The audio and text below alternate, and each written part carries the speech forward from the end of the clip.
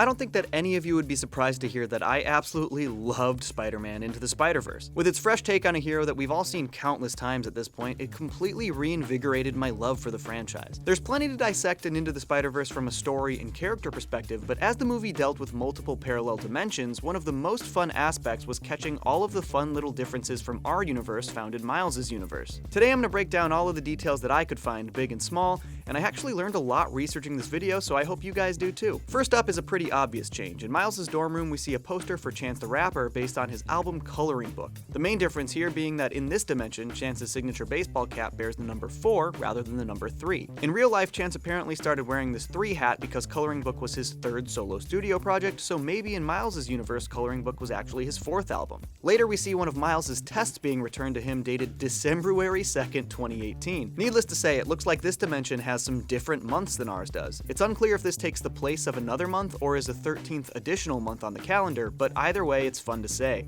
December-ary. It's common knowledge that NYPD is an acronym for the New York Police Department, but in Into the Spider-Verse, they have a slight variation on this.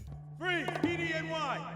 Yep, it's PDNY here, which I suppose we can assume stands for Police Department New York. Pretty small change, but just another way they highlight the small dimensional differences. Similarly, we later see some news coverage from the network NNC, which is another acronym reversal, this time for Cable News Network, or CNN. When Peter B. Parker, Gwen Stacy, and the other Spider folks crash land into Miles' universe in Times Square, we see a ton of fun little Easter egg changes, some obvious and some a little bit more obscure. Here you can see an advertisement for the Red Man Group, an obvious parallel to the Blue Man Group. Strangely, in this world, one of New York's baseball teams is the New York Red Sox, which might infuriate some actual New Yorkers and Bostonians, as the Yankees and Red Sox have been bitter rivals for decades. Even stranger, basketball player Blake Griffin apparently plays baseball for the New York Red Sox, and he's not the only athlete to swap sports. We also see a billboard for Golden Boy Stephen Curry, who will be golfing in the Red X Invitational. Steph Curry is obviously a very talented basketball player in our world, but I guess in Miles' universe, his passion for golf outweighed that killer jump shot. This golf tournament is also presented by Red X, which seems to be the parallel to our FedEx. Here you can see a delivery truck bearing the logo. Similarly, FedEx's counterpart UPS appears to be named USB in this dimension. Some more alternative brands can be found here too, like Planet Inglewood, a play on Planet Hollywood. Inglewood is a neighborhood in South Los Angeles, quite a few miles away from Hollywood. This might just be a fun little joke, or maybe in this dimension, Inglewood is the Hollywood of Los Angeles. There's an ad here for a Mr. Tomato Head toy, clearly a play on Mr. Potato Head, the classic toy and very popular Toy Story character. This is fun, but it's a little strange since originally Mr. Potato Head was sold as push-pin body parts that you could push into an actual potato. I'm not so sure that these types of pins would stay in a tomato as well. We can also see an obvious Snapchat logo with the name Peekaboo, which was actually the name of the app when it launched in 2011. There are a handful of other changed brand names too. You can see here there's a logo that is very similar to the Starbucks logo with the name Il Giornale.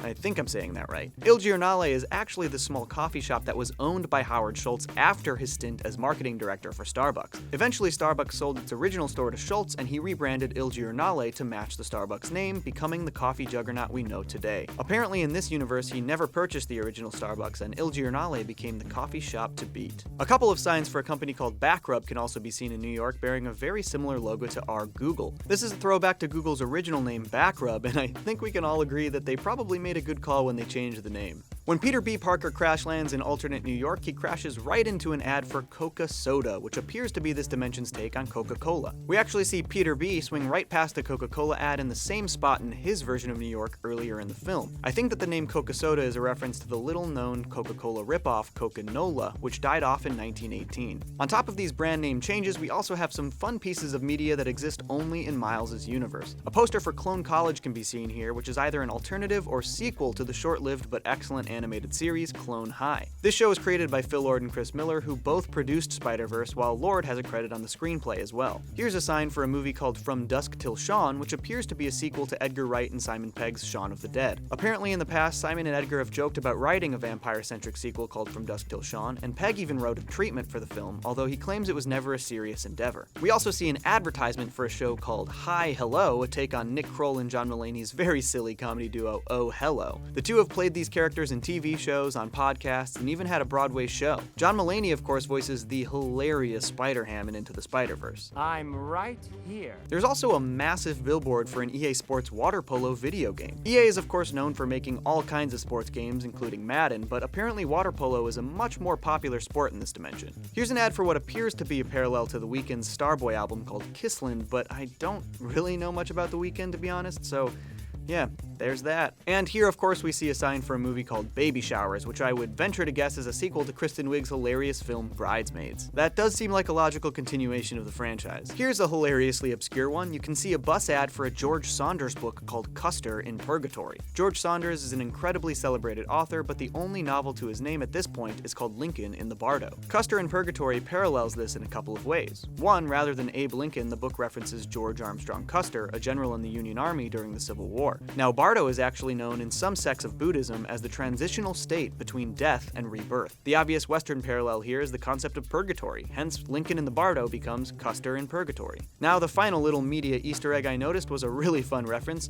We see a poster for a Broadway musical titled One Small Step. This calls back to a comedy segment on The Late Show with David Letterman in 1998, when Letterman showcased realistic but fake Broadway musicals to trick his audience. One of these musicals was called One Small Step. Lord and Miller must be big Dave fans, and honestly, who can blame them? And from my research, those were all of the changes and parallels that I could find between our world and Miles's. There are a couple more that I think might be references, but I couldn't figure out what they were referring to. Some of these include this Seth Rogen show or movie called Hold Your Horses, Riding High in the Saddle. There's a musical called Noise Boys, which I thought maybe referenced German musician Boys Noise, but I'm not exactly sure how outside of the name. There's also a musical called Kitten Heels, which I thought was maybe referencing Kinky Boots, but I couldn't see any other direct parallels. If any of you know what any of these are parodying or referencing, please let me know below in the comments. And that's gonna wrap up this dimensional deep dive. I hope you guys liked taking a look at the world of Miles Morales in Into the Spider-Verse. Like I said, I absolutely loved this movie, so I'm gonna try to find excuses to make a video about it anytime I can. Also, please let me know how you liked this new format for videos. I opted to do a voiceover rather than talking heads in front of the camera,